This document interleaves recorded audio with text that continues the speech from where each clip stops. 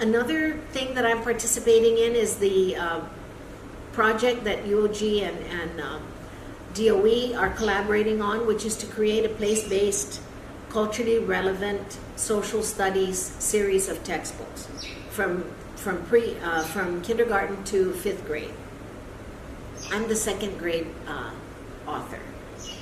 I love it. Initially, I thought I have no business doing this.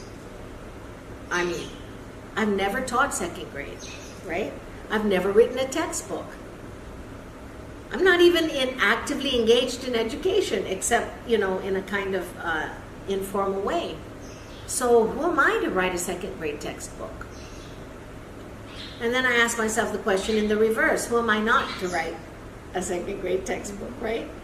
And I'm fully committed to culturally relevant pedagogy. I've been preaching it, and now I had an opportunity to actually, follow my own advice. And so it's been a very, very significant experience for me. And it involves the team, the 2nd grade team now, involves supplemental writers, an editor, or several editors, artists. And we're really working together. We have 2nd grade teachers that are working with us as well. So it's a humongous engagement. But, when people get kind of discouraged, I keep reminding everybody, we are engaged in cultural sovereignty. We're engaged in decolonization. Everything that we do, and it takes a long time to write a single paragraph, because you have to think like a 2nd grader. And 2nd graders are brilliant. and we take a backslide after that youthful way of thinking.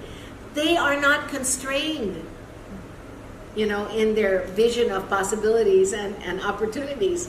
And so we have to capture that in the writing. But it's a very, very, so people are saying, why on earth, at your age, why are you writing a book for 2nd grade?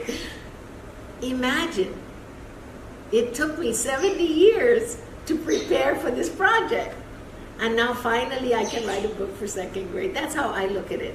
When I first came home and we were preparing for FESPAC and everybody, there was this Indigenous Writers Workshop. And, Rosa Palomo and Rosa Palomo Salas Salas Palomo and Arlene Steffi said, Loli, why don't you come to the workshop? And I said, oh, okay, but they didn't know that I had this secret longing for all my life to write a children's book. But I didn't think I had the skills to write a children's book. Again, I was thinking, I didn't even, major in literacy, in literature and that sort of thing. So who am I? And then I thought, why not? Who's stopping me? I'm the only one that's stopping me, right?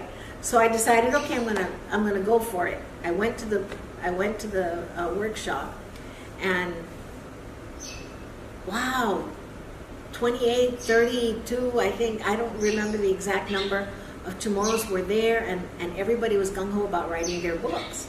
And people had drafts already and things like that. So I thought, oh, okay, well, I wonder what I could write about. Then I took my nephew, Kiko, my sister's, it's his birthday today, my sister's grandson. I took him on a little adventure to Gogna, at the Nico Hotel. There's the Lati burial site for the people of Gogna. And I took Kiko there kind of as an adventure, because he was asking me about Tautomona and the Lati, and so we were having this discussion. He was about 5 or 6. And then I said, what if we wrote a story about this? And he said, oh, let's.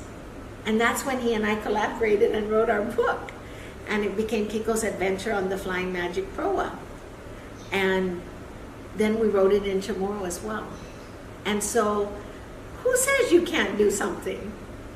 Again, that's that getting out of that proverbial box of, oh no, that's somebody else's stuff. No, it's your stuff. You just have to welcome it and make it. And honestly, folks, engaging in acts of decolonization, self-determination, cultural sovereignty, much easier than perpetuating colonial discourses. Much easier. So try it. It'll make you feel whole, and it'll make you feel relevant, and it'll make you feel proud. Awesome. That's the first